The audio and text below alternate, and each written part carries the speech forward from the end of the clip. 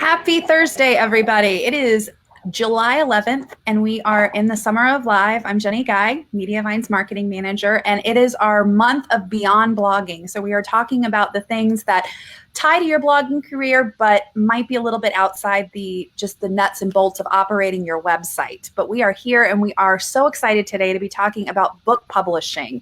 And I have two amazing guests, but book publishing can seem like a really natural segue for a lot of bloggers. It's an extension of you sharing that expertise that you're already sharing with your audience. That's sometimes it. And then other times it can be the impetus for people to begin blogging in the first place. We've heard a lot of publishers tell us they're great authors, but they aren't able to quite navigate the system and get published. So they decide to start a blog so they can make use of their expertise and their writing skills. But whatever your experience is with book publishing, I'm here with two guests who are both highly successful publishers. We're really excited to have them both on their websites and with their books. So first I have Jen Ruiz. Hello, Jen. Welcome. Hi, Jenny. Thank you. Awesome. So she is the Mediavine publisher with the site Jen on a Jet Plane, where she writes about affordable female travel solo, which I think is so fierce and amazing. She's a frequent conference speaker, and she also has her own TED Talk. No big deal there. And exciting news, she just told me she is doing another TEDx talk, which I'll have her tell us about a little bit later. But her current TED Talk that's already available for release is The Power of Flying Solo, which is advocating for travel as a cure for what ails you. She's also a lawyer and the author of the books You Need a Vacation, which is about how to travel with a full-time job, which we all could use. The Solo Female Travel Book, which is tips and inspiration for women who want to see the world on their own terms, who doesn't? And the Affordable Flight Guide, which is how to find cheap airline tickets and see the world on a budget. That last one I just mentioned, the Affordable Flight Guide, just happens to be a #1 Amazon bestseller. So she has a few things she's worked on.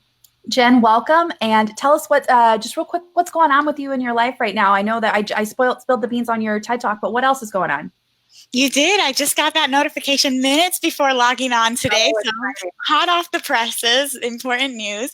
Otherwise, I have a couple of press trips coming up. I'll be actually taking a food trip to Grand Rapids, Michigan next week, which I'm so excited about. I worked out really hard today to try to earn my right to eat all the delicious things next week. I have a big move coming up. I'm actually relocating to Puerto Rico, which is supposed to be a great place for digital nomads. It's where I'm from originally, so I'm excited to both kind of go back to my roots and also explore just living on an island. I've never really done that. I lived in Florida. It was close, sunny all the time. But I think Puerto Rico will be a whole different story. And that's coming up now in August. And then I'll be at the TBEX conference in September, speaking on self-publishing there as well. That is awesome and so exciting. And congratulations again on your TED Talk. That's really incredible. I think we posted all of your links. I think we're going to post the link for the TED Talk. So we want to get that out, and I'm sure people want to see that. And I'm going to introduce our other remarkable guest. Valerie Stimac is also a Mediavine publisher. She has two sites, Space Tourism Guide, which provides the most accurate and accessible resources for space-related travel around the world. And along with Valerie and Valise, which is a blog for smart travelers who want to make the most of their time on the road.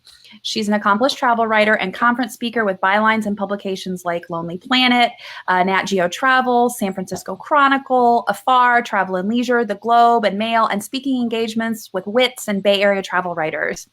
Valerie is also the author of Dark Skies, the world's first guide to astrotourism. It's published by Lonely Planet, as well as the travel journal Maps Not Apps. They're both available on Amazon, although Dark Skies is not out yet. And she's got an exciting thing that she's heading to next week. So Valerie, welcome to the Summer of Live. Thank you. And will you tell us a little bit about what's going on? Yeah, so if you're not a space nerd, that's okay. I'm happy to get you up to speed, but next Saturday, the 20th, is the 50th anniversary of the moon landing. So the very first time someone stepped on the moon was 50 years ago. And so I am headed down to Houston, Texas. They are having a huge, basically a week-long party to celebrate the Apollo moon landing. And we'll be meeting with astronauts, touring Johnson Space Center, seeing Space Center Houston, just getting a lot of space and space nerdy moments with people who are as excited about it as I am. That is incredible. And tell me a little bit about Dark Skies and when it will actually be able to be in people's hands. Yeah, so Dark Skies, because Lonely Planet's a traditional publisher, they have a very large lead time. So we actually worked on the book last summer, turned it in last fall, and it's not even going to be available until roughly mid-September. I don't know that there's an official date. I think Amazon says it's available the 1st of September, but I am not totally certain that that might have just been a placeholder date, and that might be adjusted within a couple weeks once we get closer to the publication date. Awesome. And what is Dark Skies about? It is a guidebook to experiencing the night sky and outer space on Earth, organized by activity. So there are sections about stargazing, seeing the northern lights, seeing eclipses, which there was one last week, seeing rocket launches. And then there's even a section about space tourism itself that kind of details what are the different destinations in space and who can take you there and how much is it going to cost. Awesome. So it sounds like, yeah, as the brief description that was on Amazon, it's a comprehensive guide to just all things space and space lovers. And that's amazing. That sounds great. So ladies, so if anyone, we always post this, but if anyone has questions about book publishing or wants to tell us about their book publishing journey, please post it in the comments. I will put your questions to these experts and we will get you answered. But I'm going to go ahead and start with one of my own questions. So for both of you, how do your journeys fit into this publishing narrative that I kind of talked about a little bit when I first started about, were you an author before you were a website owner? Were you trying to publish books before you started your websites? Did you always want to be an author? Tell us your backstories a little bit, your journey, and what led you to book publishing and then to Mediavine, and whoever wants to start. You want to take that first, Valerie? Sure, I'll go first. So I actually started with my blogs. I started with Valerie and Valise, which is my own travel blog. And I started writing that because I wanted to work for travel magazines. And my mom, who's a very wise woman, said, well, until you get a job at one of those magazines, why don't you start your own website? You know how to do that. You know how to write. You know how to edit. You know how to shoot photos. Do it, prove it, you can do it, and that'll help you get the job. So I started Valerie and Valise in 2013. And then I was getting a little frustrated with writing about the same places everyone else was writing about. And that was what really brought me back to space, because it was this new destination that nobody was writing about from a travel perspective. So I launched Space Tourism Guide in 2017. And then I had the chance to pitch books to Lonely Planet last summer. So that was the summer of 2018. And I basically walked in the room. They had brought me in because I had written for them before. And they said, what ideas do you have? This is not what book do you want to write, but it's, what ideas do you have? What could we publish? And when I pitched them the idea for Dark Skies, and I said, I run a website about this, people are really interested in it, they sort of realized that they not only had a great topic, but they had the right person in the room. And so within a few weeks of pitching it, they came back to me and said, definitely want to do it. Do you want to be the person to write it? And I said, of course. So yeah, I was a blogger before I was an author, but I was also freelance writing almost the whole time too. And that really helped me be in the right place and know the right people to pitch at Lonely Planet. And we will definitely talk more about pitching and how to make those contacts a little bit later, but that is a good journey. So you were not necessarily trying to get your book published, but you were trying to get on a staff to be a writer. So being an author, being a travel author has always been your goal. Yeah, and I really thought, especially with the idea of Dark Skies, because I run my own website, I thought, this is a good idea. Even if they don't pick me to write it, if Lonely Planet publishes it, that topic actually helps me, because people who search for their book would also probably find my website. And so it was it's been more than great because I got to write the book also. But I was saying, look, if people are interested, anything that gets people interested in this topic and gets them Googling and going on Facebook and joining communities where my links are present, that's going to help my website, which of course helps my ad income. The more people I get, the better. Yeah, absolutely. Okay. And same question to you, Jen. So mine was a little bit similar. I was a blogger before I was an author, and I had set out to take 12 trips in 12 months before my 30th birthday. That was my big challenge because I had really big issues with aging and just wanted to send off the year with a bang and have something to look forward to versus like panicking every day. So I did that, and then I ended up finding a lot of really cheap flights, and people kept asking me, well, how did you find all these deals? Oh my God, this is crazy. And I was like, it's really, once you know how, it's not that hard, but when you have knowledge that other people don't possess, suddenly you have the makings of a best-selling book. Go figure. And I think a lot of us have that, but we just don't realize it. And we just think, oh, like everybody knows this, or this is information that people can easily find. But people don't want to go and have to hunt down and search through 20 different websites. Like, they just want one reliable source from one person that they've come to trust. So I unknowingly had spent a whole year promoting this book, essentially, you know, sharing my flight deals with my audience, my friends on social media, just informally, not with anything else in mind, but just thinking, oh, this is so wonderful. I want to like share with the world what I'm doing. Right. And then that ended up being really great for me, because that's what you're supposed to do as an author, to help build buzz about a book. And then I had this kind of built-in audience that wanted to know my secrets for cheap flights. And I thought about maybe just doing it in a series of blog posts or presenting the information in a different way. But I realized that there was nothing stopping me from making a book. I mean, as a lawyer, I've written lengths of books before, like for a random assignment. So I'm okay with writing. I have that part down, I felt, in general. I'm still working on it creatively, but I felt like I can be structured enough to get a product out. And then from there, it was just a matter of learning how to publish it myself. And I did research into both aspects, self-publishing or traditional. And ultimately, I went with self-publishing because I thought, it's my first book. It's something that people who know me know that I've established this expertise here already, but maybe it would be harder for me to prove that at this stage right now, before I was really that established, to a major publishing company. So let me just try and do it myself. I started learning everything I could about self-publishing. I went on, like, I listened to podcasts in my spare time. Like, I just read articles like on Sundays when I was sitting there eating brunch. And then I managed to get the book published, and that's how I got started. And then once I published one and it did so well, I entered it in a book award competition. It won an award, and I just decided there's a market here for this. People liked it. Let me try to continue with this and do kind of related books along this line. And this is how I ended up an accidental author. I mean, so it really, and it worked out so well, and it's such a great passive income stream, and it brings me clients to my website from Amazon that is just this huge database of people, millions of people that go there looking for somebody with your expertise, versus like when you're on Facebook paying for ads and you're having to convince somebody to stop and go to you. Like, people go there looking for you and what it is that you're talking about, and then they go to your website because they see you as an authority. So it's just worked out so wonderfully, and it was a happy kind of accident in a way that led me down this path. We love happy accidents almost as much as we love passive income. So that's always a good thing. So tell me a little bit about how you guys get your ideas for your books, that, you know, and then that can be just very specifically with the books that we've already talked about. And then also, if you're going for different books, new books, how you brainstorm, how you figure out where that expertise lies. Like you were saying, Jen, and we say this all the time on both Teal Talk and the Summer of Live, that it's usually the thing that you should be doing and teaching people is the thing that you think is common knowledge and easy for everyone else and intuitive, and it's not. It's just intuitive for you. That's why sometimes it's so hard to recognize. So yeah, Jen, do you want to start with that one and tell me where you get your ideas and how?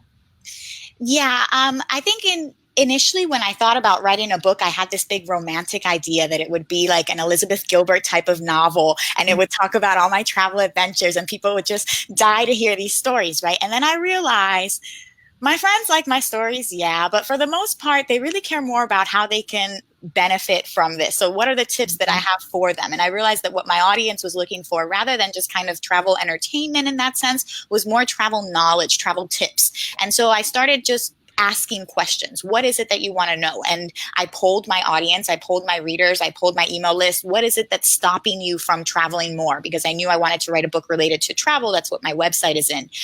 So what is it that's stopping you? What's your biggest pain point? And trying to identify that for them. With that, I identified 3 pain points. Number 1 was money. So I did my first book on how to get cheap flights, essentially. I put affordable flights because people didn't like the word cheap. I'm doing, polls this whole time, every time, a title thing. Like, I'm just asking people for their comments, feedback the whole way, and it's really helpful.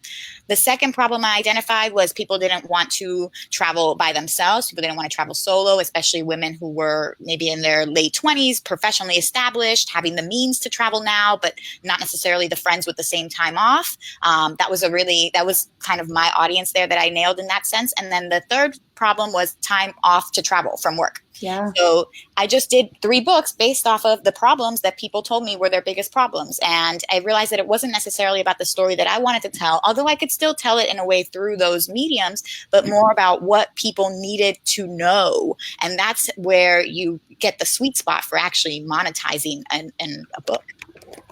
Fantastic. I love that. And I love the advice about crowdsourcing and talking to your people that you already know you have that built-in audience. And Valerie, to you? Yeah, so I actually had ideas for books pretty early on after starting Space Tourism Guide, because the other, I would say to complement what Jen has said, that answering a user's question or addressing their pain point, the other one is organizing the information in a way they can't find somewhere else. A lot of books, a lot of things that I would say bloggers don't realize, that you could take these articles you've written, and by simply putting them in one place, you can unlock value and that people are willing to pay for. So for example, I write these stargazing city guides, and with a very little additional work, I could take those city guides, add in more places around each state, and write a book about stargazing in Washington State or in the Western US, so that people who are traveling in the region could have that information. Mm-hmm. Another example from more generally travel is, if you're an expert in a certain destination, you can write your own guidebook. Especially if you're self-publishing, it's really easy to keep them up to date depending on which route you go and who you're publishing through. You know, submitting second editions and third editions is not as complicated as people realize when you're self-publishing. Once you figure out the steps, like Jen said, it's not this great labyrinth. It's actually meant to be pretty simple, because of course self-publishing, Amazon has built tools to do that, because that helps them. They want authors, they want more books. They want people to come to them to get every answer. It's kind of like courses too. A lot of times you find a good blogging course is someone who just took all that information and organized it really nicely for you. You can do the same thing and put it in a book or an ebook format based on whatever knowledge that you have that people would be willing to pay for.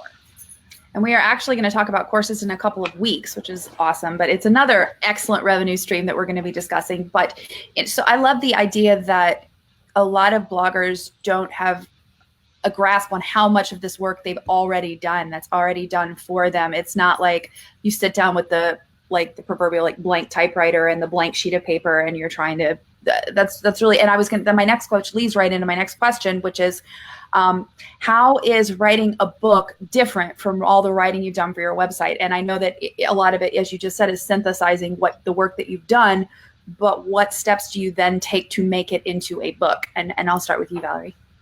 Yeah, the first thing that I do, and that was done for me by my editor at Lonely Planet, was I make a flat plan. And the flat plan is basically this, it's a spreadsheet the way I do them, and each cell is a page in the book. And so what you're trying to do is figure out how many pages are in the book and what's on each page very roughly. And then you sort of start to fill in the gaps. You just say, okay, well, I've already written this chapter on booking flights to Alaska. That's something that I write a lot about. So maybe I need a chapter on finding good hotel deals, and that's going to be this many pages. And you just start to fill them in, and then you can see what you've already written that you can repurpose and what you're going to need to write. And then I like to make it as simple as possible. I'm just filling in the gaps, and I just take it piece by piece and fill in those gaps. And it's not so much I'm sitting down to do a NaNoWriMo and write 100,000 words. This week I'm writing that 5,000 word chapter. And then that's my task. That I'm not writing a book, I'm writing a chapter. And that makes it like writing a blog post, makes it a lot easier. Absolutely. I love that. And just to how do you keep a continuity going through the whole thing? Is that a concern when you're kind of dealing with it more, like you're pulling some from your site and then adding some in? Is there a strategy that you employ to keep the continuity going? Yeah, I would certainly pass anything I'd already published through my own sort of editor lens. But I might do that at the very end. I might do that as like the final pass. So like just to get the book done, the first draft done, because that's sort of the biggest hurdle, is getting that first draft finished. I would say, okay, look, I've already written that section. Just put it in there, put it in the document and mark it in italics, and come back to that in 2 weeks when everything else is done, and read it as though you're trying to make it cohesive from end to end now that you have all the pieces lined up. Yeah, absolutely. Okay, Jen, same question to you. Something similar, but just not as extensive of a process. I just do my rough outline of what are the chapters, what are the sub chapters that I want to cover, and then filling in the content. I mean, I've seen bloggers with table of contents and 5,000 word articles on like their, magnus opus for this amazing location. And they have all of this content already written in bulk. And really, once you can start selling a book for 99 cents at 5 to 10,000 words. So if you have an extensive guide like that to a city, that could be a 99-cent book that you have, permanently 99 cent, permanently on that special list of 99-cent only books that's getting in new readers that just want kind of something to test out and see if they like you. Yeah. So that's a good way to kind of dip your toes in it without necessarily having to do this big grand compilation. But I fill in the blanks and I go through and I'll put an introduction, I'll put in some bonuses, some things that will lead them to my site. So when you're self-published, you want to make sure that you have a link to your website before the fold in the free preview of Amazon, whatever bonus content that you're offering. I have a bonus page where once people are in the free preview, they can click. So A, it brings me traffic. And then B, if they download any of the things, it gets them on my email list. And that's all coming before they even purchase my book, just from like a preview free on Amazon. So those are kind of like specific places where I know I have to work on. So I have the intro, I have like some kind of lead or something that I have to do to get people interested to go further. Then the chapters, usually I'll break it down into, all my books have had maybe 5 to 6 chapters and then a set of bonuses. And then the chapters are broken down into 4 or 5 subsections. I think it's really not that hard when you're in nonfiction. I think when you're in fiction, it's a lot more difficult because you're sitting here being I don't know how J.K. Rowling, somebody picked up a cup in chapter 3 of book 1 and then book 7, chapter 9, it came out to be the most important cup ever. And I could never have that kind of continuity with a story. So I think in nonfiction, you're really very lucky because it's just a matter of filling in the content and getting right information out to people. And then you can start to see, oh, well, maybe I already covered this is redundant here. Let me change this outline a little bit and edit as you go along. But there isn't as much of a problem with continuity as there would be if you're telling a story of some sort. Right. Absolutely. And so to follow up, since you've written several of these books, would you say that it's formulaic now? Do you have a really strong, this is how I do this and this is the way? Obviously the content is changing up, but is there a strong outline that you have come up with that works for you? Yes, and that's partially also because I've been figuring this all out as I go, doing all this on a budget. And so after I paid for the first person to format the book well, I was like, well, I could just delete and fill in the blanks with new content and then it's already formatted and I don't have to pay to have it formatted twice. So that's part of the reason why I kept that format. But I'm hoping to venture out into other things that I'm learning as I go still, which is kind of the fun thing about this job and being an online creator is that there's always new things. It's never mundane like law. So it's really wonderful. And I'm trying to learn how to do things better at this point. But moving forward, I'd love to have maybe some pictures in the books a little bit more. That can be a little bit more costly when it comes to printing. And so I've been kind of careful with that. Even just having black and white versus color ink is a problem in terms of what the revenues are and how much more it's going to cost to print that book. So it may not be cost effective for you, especially depending on your audience and the price point you want to keep it in. That's why you see all these photo books and they're $50 photo books. And you're like, oh my God, it's a lot of money for a book, but they paid a lot of money for that printing to have these quality, shiny, amazing photos. And that's what costs that money. So I think it's just different challenges moving forward that I'd like to work on it, like formatting the books in different ways, like maybe doing something besides nonfiction, like adding different images. And those are all things that I look forward to exploring in the future. Good. That's great. And so Jen just gave us a little bit there. What types of things might you be interested in looking into in the future, Valerie? Are there certain things you're wanting to add maybe next time around? Well, Dark Skies, that's technically Lonely Planet's book, so that'll be up to them. But I definitely foresee, and actually as Jen's talking, I'm like, oh my gosh, I need to do this for my travel site. I have all this information that I've just never, I always thought you had to write a general travel guide, but you could write, so whatever niche you happen to be in, you could write a very specific 99-cent guide for that one subset of your audience that, I can imagine in cooking or in parenting, there's this one little lesson that you're somehow this expert on because you live it, and you could create your first book and sort of start to learn these lessons that way. In Dark Skies, I could see us expanding the space tourism section. That's a huge opportunity. rocket launches is a huge opportunity as more countries start to do their own launches, start to get into the space game. Personally, when I look to self-publishing, I really want to get my stargazing guides out. There is no one else in the market doing that. So in addition to being convenient and having it all in one place, it would also be providing a product that right now nobody else has done. And I've already done so much of the work that it's worth it for me to take the last few steps and get the book out the door. And I would love, I've actually totally started to look outside of book publishing already too, because I think as bloggers, we realize diversify.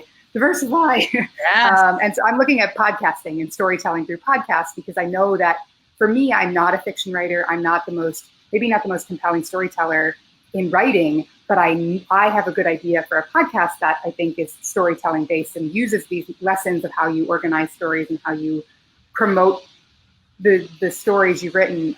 So that's, I don't even know if you're having another session on podcasting and income through podcasting, but that's the other one I'm looking at. We actually had a session on podcasting during Teal Talk during the year, and it's on our YouTube channel. So let's post our YouTube channel just in case people want to check out, and let's post our podcasting Teal Talk. That's perfect. So let's talk about time, because you're running a website that you're still posting on. Both of you are. Valerie, you're running 2. So in addition to writing on those websites, you're then creating content for your books. How do you balance that out? How long does it take to write a book? I mean, I know that this is probably and getting the lawyer answer from Jen, it depends. But how long did it take you to go through your process, and how did you balance your websites with your writing of the book? You want to go first, Jen? Sure. So at least my first book, I was just kind of, whenever the mood struck me, because, sometimes you get, if you're a writer, like every now and then you just like the muses come out of nowhere and you're like, oh my God, like it's flowing. Like, and then other days you're just like, I don't speak the English. Like, I don't know what is happening. So it really, I would just kind of go with a surge. I would try to write a little bit every day, but how much I wrote with it would vary. And then what really put a fire under me was that I missed a trip to Spain because, like a dummy, I had actually left my passport in my home, which was 2 hours away from the airport. No. And I had gotten such a cheap flight that they couldn't reschedule me. So because I paid so little for the fare. So I missed that flight, and I was steaming driving back to my apartment. I mean, I was pissed off, okay? And I was like, God damn it. Like, excuse me, my language for Facebook.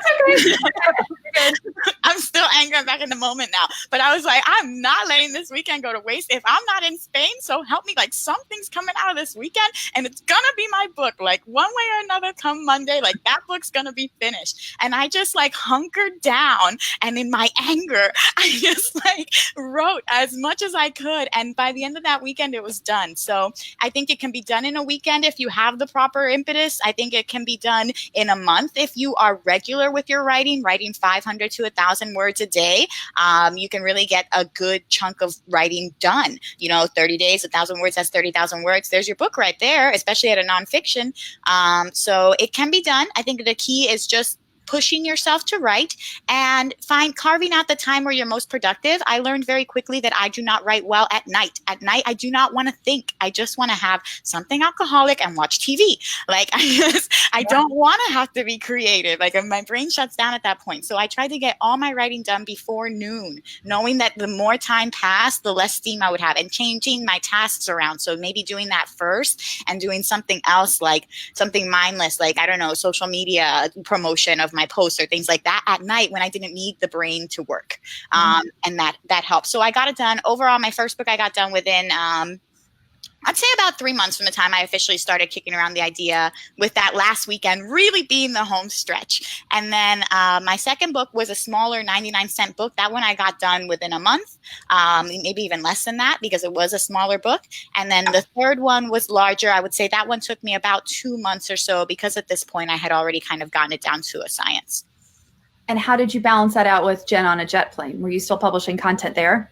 I was. And so it's been tough. And what I've actually done sometimes now, to give myself a little bit of a break, I repurpose content from like the first book. So I had so many amazing tips that I put in the first book that if I just take like a page out of the first book, I can make that into its own blog post. I don't really have to make up the stuff again. I just reword it a little bit. So I'm like kind of plagiarizing myself. But it's like, it interests people. So like I had a section on like, but I have one chapter on budget airlines. I just published a post just recently. This is now, but I just published a post on like 10 budget airlines still worth flying with, mainly based off of my list that I had in the book. I just repurposed that content. And I think we all worry because we want to have everything be so original and so different, but like absolutely no one is reading every single word you post and being like, oh my God, can you believe that Jen said this again? Like nobody. Like that is just your mom. not even my mom. Not even your mom. Not even mom. Yeah, I 100% agree with that if you are using your own blog content, I don't even consider it plagiarizing. It is your copyrighted material. You own it. You can do whatever you want with it. Like that is yours. Repurpose it, stick it on billboards, tweet it, put it in a book, do whatever. It's yours, definitely. I was just trying to pull up, Dark Skies was a little bit unconventional. So because Lonely Planet is a traditional publishing house, they have a very strict schedule when they commission a book and when they expect that draft in and when they need it done so they can go to the designers and the printers, blah, blah, blah. So I had 10 weeks to write the book.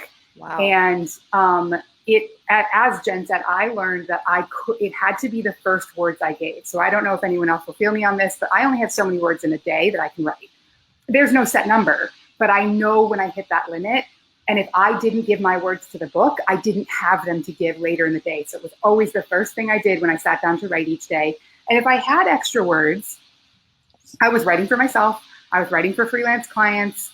I was trying to give that extra energy, but usually I didn't have those extra words. I had spent myself. So when in the 10 weeks that you wouldn't actually notice, but in the 10 weeks that I was working on the book, I think I was publishing about once every 2 weeks, which is about 10 times less I publish like twice a week. So it was substantially less than I normally do. I guess, 25% of what I would normally publish. And I just gave myself permission to not feel bad about that. I had a deadline and it wasn't even my deadline. And I heard these horror stories that, if you don't make your deadline with Lonely Planet, you get blacklisted and you never get any work again. And so I just motivated myself tremendously. I found a really, really good album. My recommended album, and it won't work for everybody, is album title goes here by Deadmau5. I could put that on and it's like heavy trance music and I could just like let the words flow. When I write my own books, I think I'm going to need to be the same way. So I haven't actually written any more to self-publish, but I think that I've learned now that if there's no deadline, like everything, I'm just going to let that deadline stretch. It's going to take as much time as I give it. And so when I sit down, I'm going to actually try and get ahead on blog posts so that I can basically pause writing anything else and just focus on getting those books done. Because if you've identified a market opportunity for a book, if your audience is asking for it, if they're saying, look, we want to pay you for this information, and you already have your site, it's already making you money because presumably you're on Mediavine or you're trying to get on Mediavine. I know there's lots of folks who watch this that are trying to get to Mediavine levels. Once you hit that and your site's doing its own thing, you can step back and say, okay, keep going in the right direction. I'm going to do this other thing because I need to build out this other part of my business. And the only way personally I can do that is if I don't write anything else for anyone else. That's hard because I like to give my audience new things, but it's what I think is the only way that I can, like Jen, that weekend, you're like, I'm going to get it done. It has to get done because if I don't do it now, I'll never finish it. I think that is great advice. And I completely feel you guys. I'm not authors like you are, but in terms of writing, whether it was papers for school or blog posts now or whatever it is, you have the minute where you're like, I must write this minute. Everything is happening. It's happening right now. And then when you're there, you're like, and I'm saturated and I'm writing the same thing over and over again. It's terrible. Nothing sounds good. I need to stop. I need to just stop. So that's, and I found that's the case. And I can imagine that there's some people who watch this that their full-time jobs do that to them, where their full-time role takes their words. And so if you have flexibility, like when I was blogging and working full-time for someone else, I would go in an hour later and stay an hour later. So I could have that hour to myself in the morning to be able to write whatever I was writing. Otherwise I didn't have it. I didn't have it for myself, and that wasn't fair to me and my blog. Yep. That's excellent advice. So you guys both, and there's different ends of the spectrum, and I know that there's pros and cons to each. So one of the biggest debates I've heard in all the book publishing and all the people I've heard talk about it is to self-publish or not to self-publish. So let's talk about that. First of all, tell me what it is to self-publish. What does that mean versus working with a publisher? So maybe Jen, can you talk about self-publishing? Valerie, can you talk about working with a publisher? Does that work? Great. Jen, start out for us. So self-publishing means that you put the book together from start to finish. You are responsible for the content. You're responsible for the editing. And you can outsource some of these tasks. So you can hire an editor. You can hire a cover designer. You don't have to sit there and draw your cover, but you're responsible for administering the process that is publishing your book. And that requires you to be the kind of person that likes to have a say in everything. So if you like to have full control over what your cover looks like self-publishing is for you. No one else will have the red pen over you. Like, the final choice is yours. It's up to you what you do with that book. And it's great because you have complete freedom. And especially for a lot of authors that have already established themselves with traditional publishing companies and have a readership, they find that it's so easy to transition to self-publishing. They do a lot of the same things already, and then they make way more money because you get a substantial more cut of the profit. You just pay Amazon their small percentage for printing the book, and then you get 70% of the book's profits. Whereas when you're with a publishing company, it's kind of split out amongst the people that all took part in making that book, come to life.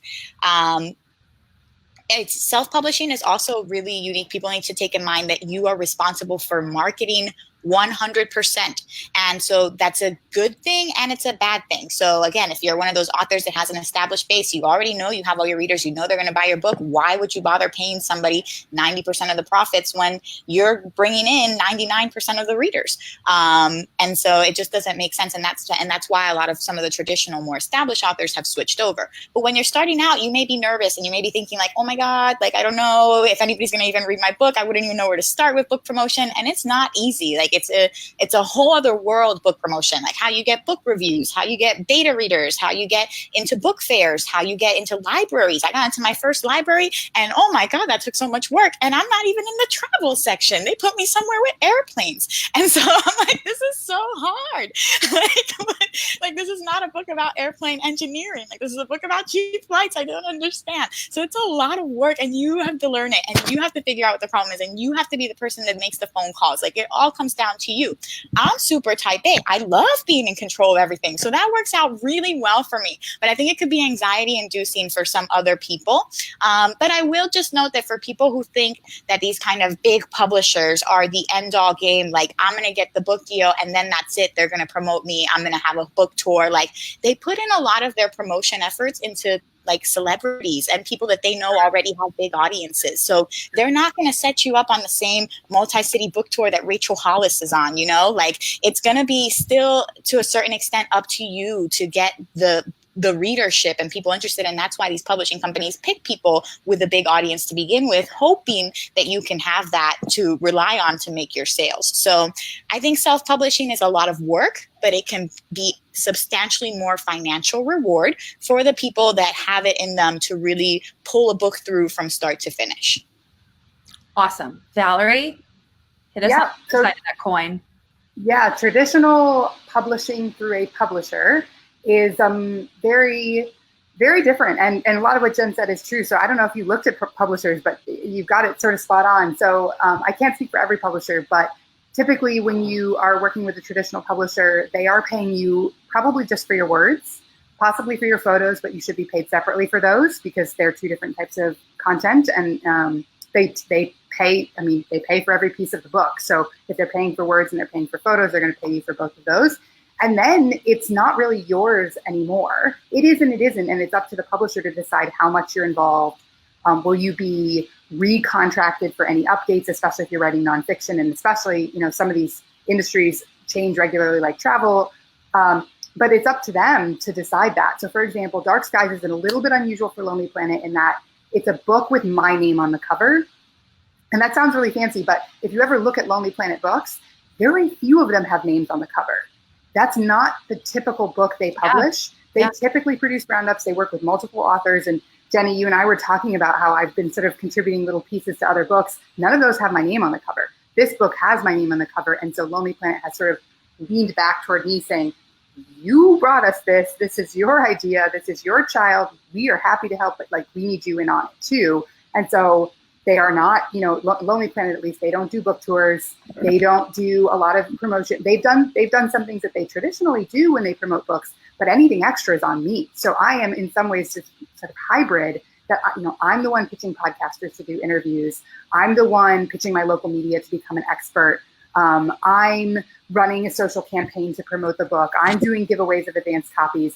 They're also doing some of those things, but I'm doing it too. I'm actually really lucky. I have a friend, and I'm just going to give her a little plug. She's not in our industry at all. Her name's Katie Rose Cool. She got a very, very large fiction book deal. I believe it's Houghton Mifflin. It was a very, I might be wrong on that publisher house, so forgive me if I'm wrong. But Katie has a book coming in September. We used to work together at a company I worked for, and we both got book deals within a month of each other. Hers is a very traditional book deal. So huge splash campaigns leading into it, tons of pre-sale. They are leading with her forward because they believe that she is the author, the face of this universe that they're trying to promote. And they're talking film rights and all this stuff. And fiction is that whole other world where they do that sort of thing. She's going to Comic-Con. I'm like, Comic-Con sounds great, but I'm just me. Like, that's not what they do with travel people. So there's a real range, and it depends a lot on your publisher too, as to how do they normally promote books. And is the book that they've decided to get from you going to follow the mold? Is it going to break the mold? Is it going to be somewhere in between? And that's going to vary a lot. And it should also be sort of in your contract when you start to negotiate if you are working with a publisher. Excellent. We are going to talk about contracts in just a moment. But so let's do either of you have an agent? Is that a thing that you've ever dipped your toe into? Can you give an opinion on that? How do you navigate proposals? How do you get out there and start? You know, how did you land Lonely Planet? How did that become a possibility for you? So as I mentioned, you mentioned, I freelance write. I'm a freelance writer. And what I would say is if you are very keen on getting a book deal with a traditional publisher, start freelance writing in the topics you want to write about in your book. Those portfolio pieces cross the desks or screens of more people than you ever realize. The way I was invited is it was literally an actual room in the Lonely Planet office, which is not how you would typically propose a book. But Lonely Planet does actual meetings in person to brainstorm book ideas. I was invited because I live in Oakland, California, and their office is in Oakland, California. So they brought me in because I was physically present and I was able to be in the room to propose my idea. That is not traditional, I would say by any standards in any industry. But the fact that I had built this portfolio, that there was all this evidence, not only could I write for myself, this is sort of the other thing. If you want to work with a publisher, they're going to give you an editor. If you can't work with editors, if you can't prove you're capable of working with an editor, that is a risk to the publisher because they don't know whether you're a prima donna writer who won't take feedback and they're going to have to commandeer your draft or kill it, or, they don't know if you have a set of clips in your industry that show you've written for editors, they've been happy with your work, the quality of your work off-site, off your own site is high quality. You're building this case that you are the right person to hire for the book. Because that's really, they're hiring you to write a book. They're going to pay you for it too, which is great, but that's what you're doing. So you need to build your portfolio to get the invite to the right meeting or the name of the right person to send that proposal email to. Absolutely. And I think that there's definitely, for myself personally, a misconception that once you land the book deal, like it's done, I did it, I'm the great author, I'm going to be Stephen King. And it sounds like there's quite a few more steps in the process. So I also want to talk a little bit about promotion. You guys have mentioned several steps and a lot of them sound very foreign to anyone who it's not a easy transition or a intuitive transition from blogging when you're talking about beta readers, when you're talking about book tours, when you're talking about all those things. So talk to me a little bit about that. Jen, will you start with that? Sure. Promotion, I think, is the most important part. I've said this quote in my WITS seminar. I said, Robert Kiyosaki. It just always stuck with me. He was getting interviewed by a woman who was like a master's in fine arts, like an amazing writer. Like everybody just thinks that she's amazing, but she's sitting there interviewing him and she's thinking like, what is it that you have that I don't have? Why are you successful and I'm not? And he just goes there and he's like, well, it's called the best-selling book, not the best written book. And at the end of the day, like 50 Shades of Grey had so many spelling errors in it. Like it was written horribly and it sold so well. So it doesn't matter. Like I don't want to say it doesn't matter, but like your content is secondary to your sales, unfortunately. Like that's just the way it is with books. And so if you know how to sell something, like that is what's going to make you a bestseller. So I just started learning everything I could about how to sell. So instead of doing a brick and mortar tour, I did a podcast tour. The first month I had about maybe 24 or so different podcast interviews that I set up. They all aired at different times. So in my mind, I was going to have like a different podcast interview every single day of that month. And it was going to line up so pretty. No, I had like an interview coming out in like August when my book launched in March. So, I mean, it was a mess, but it was great because some of those podcasts still get me exposure. People listen to podcasts, they're evergreen. So when people like an episode, like they're going to go back and see what other popular episodes are. And I have people, I've done some big travel podcasts, Zero to Travel, Extra Pack of Peanuts, things like that. And people find me through these podcasts and contact me. So podcast tour. Amazon itself has a ranking system, and the thing is, I think a lot of people put a push on immediate sales. Like, okay, my book just launched. I have to get everybody and their mother that I know to buy my book. I'm going to sell 3,000 copies. I'm going to be a bestseller. Life's going to be sweet. But then you do that, and then Amazon's like, something's fishy because 3,000 people bought your book yesterday, and today 0 people bought it. So something is wrong, and their algorithm's going to pick up on it, and it's going to punish you for it. So you have to kind of know how Amazon's algorithm works. Space out your book sales. So maybe you want to push sales to your Facebook group one day and like go really hard on Instagram like the next week, but it's over the first 30 days. So how you do in the first 30 days is going to determine where you rank forever on the Amazon Wow. So many people get this wrong, and this is just book marketing. Like this is what it is. It just takes some time to do some research and do it right. And if you pace out, let's say you have those 3,000 sales, versus having it on the day that you launch, you have 10 sales a day for 30 days, you're going to rank really highly.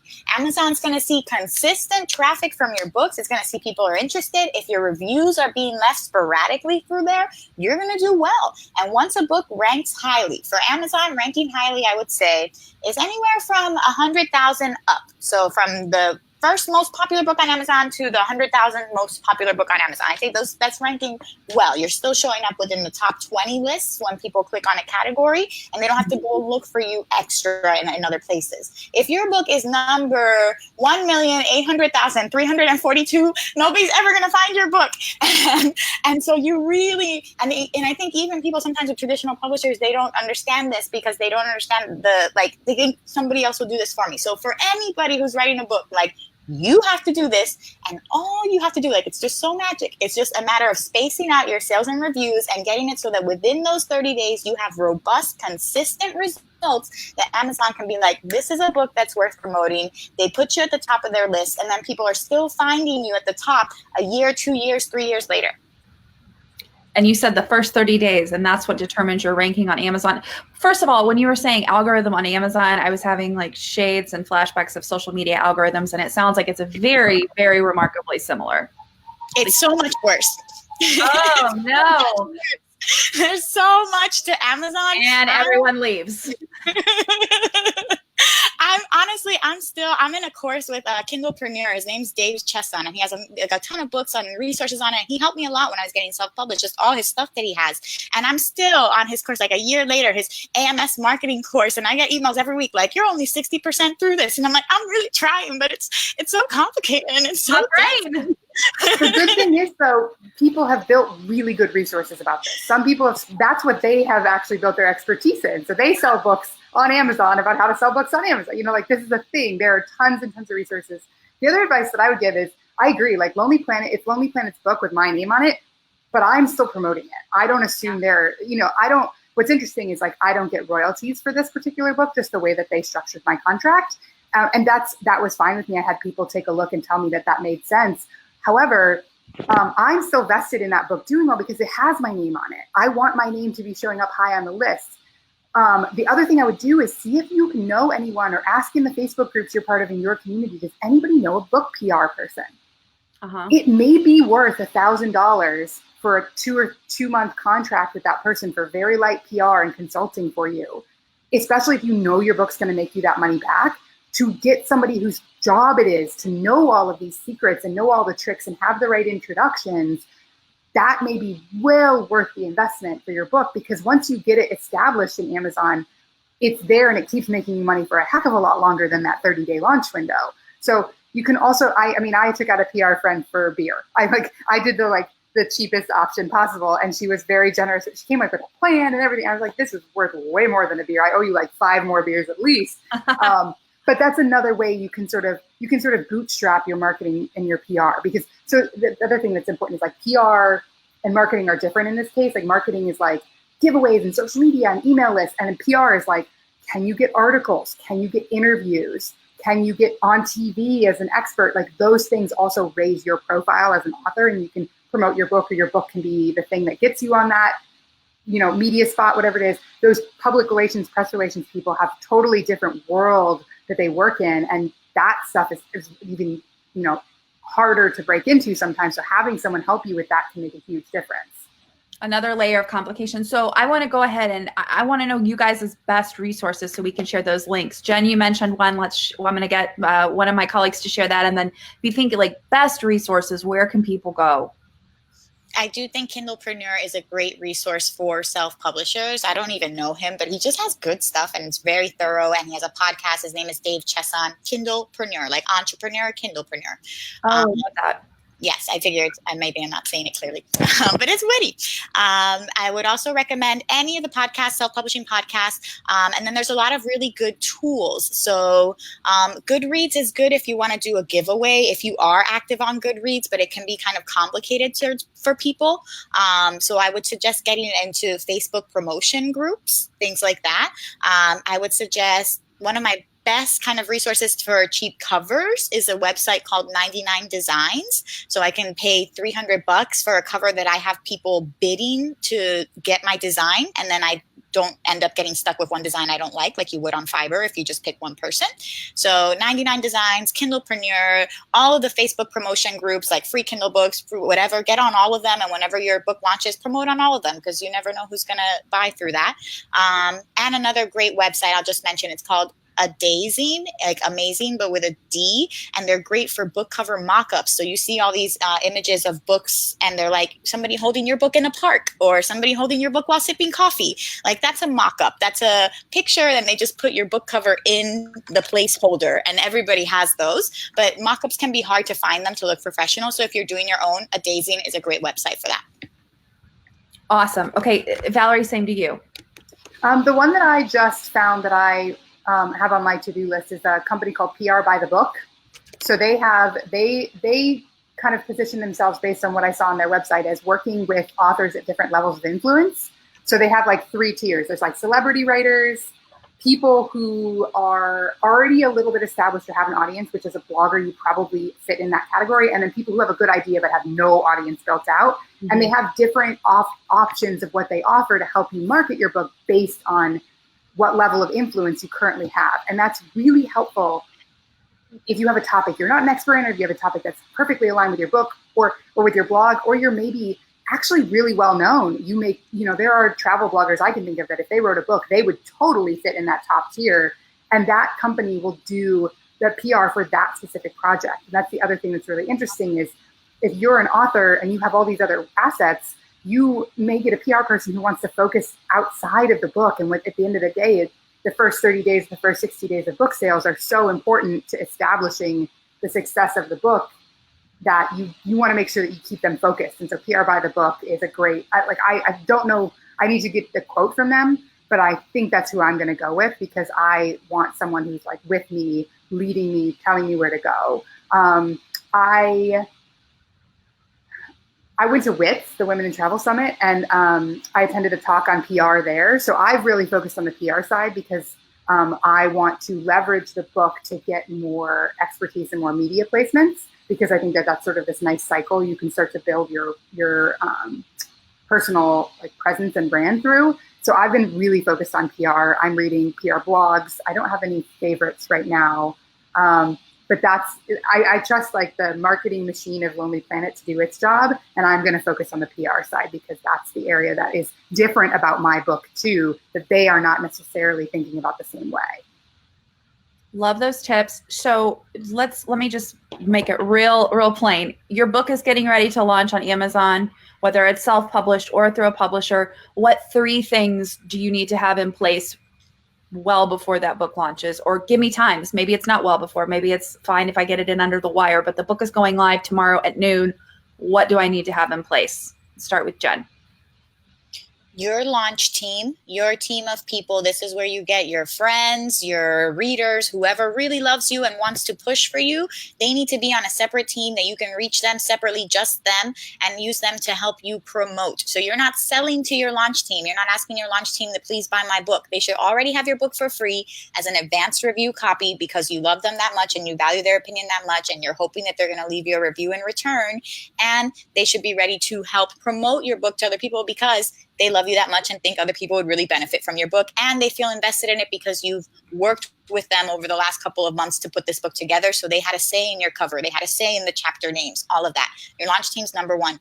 Beyond that, I would say, if you're launching tomorrow, having your promotions set up. So what it is that you're going to promote, if you're going to do a giveaway on Goodreads, if you're going to do a BookBub ad. BookBub is really expensive. It can be like $600 to $1,000, but it's cost per click and it gets you tons of sales. So that's a good, what are you going to do for marketing? What's your promotion schedule like? And I think those are your 2 most important things. So the people who are supporting you and how you are going to promote it yourself. Do you guys have any blog posts on your site talking about who would be a great person for your launch team? Because we're almost out of time and I want Valerie to have a chance to share that. But have you guys written any posts about writing? I'm working on putting a whole new section in the website about that after giving some of these speeches. So I will link and send you any links I have, Jenny. Thank you so much, Jen. Okay, Valerie, from you. Yeah, the first thing I would have, the last minute thing I would have ready is a press release. So no matter who you're pitching, this weird thing called a press release, and you can Google how to write these and how to write them well, is this like one sort of certificate you need to be able to prove that you have. So if you write these where you can get really creative. Like let's say you wrote this book, it's going live tomorrow. You could send a press release to your colleges, your postgraduate schools, your high school, your local newspaper, all these little places that look for news. And it's the press release that says like, hey, this person we know wrote this book. You could send it to fellow bloggers, like people that have been supporting you in the background, and say, hey, not sure, if you can just give this a shout, like here's all the information. The press release just organizes everything for people. It gives them quotes, it gives them links, it gives them the visual assets. So it's all in this one place that they can get to. And press releases are kind of intimidating, but when you build a good template and a good formula, and then you build out your hit list of everybody you want to email, you'd be shocked at how many people will take what they just like, oh great, she gave me everything I need and I can promote it tomorrow without having to think about it because it's 9 p.m. and they don't want to be using their brains. They want to just schedule whatever's going on Facebook tomorrow.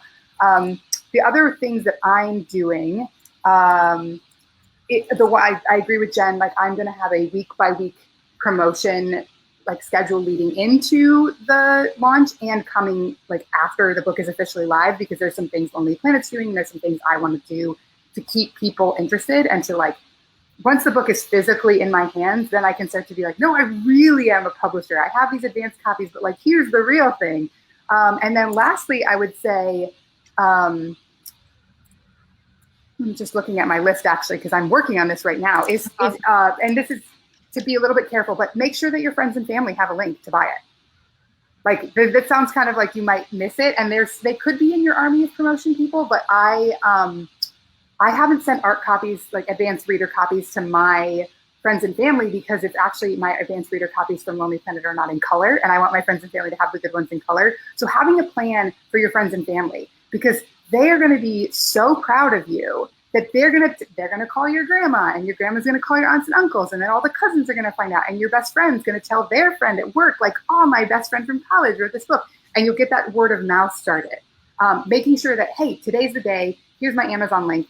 Be careful if you use your affiliate link, because Amazon is very particular about having friends and family purchase through your affiliate link. So you may want your closest friends and family you don't get to affiliatize, but your like distant reaches can use the affiliate link, and that's sort of something you need to make sure you just understand who you're promoting to and which link you're sharing.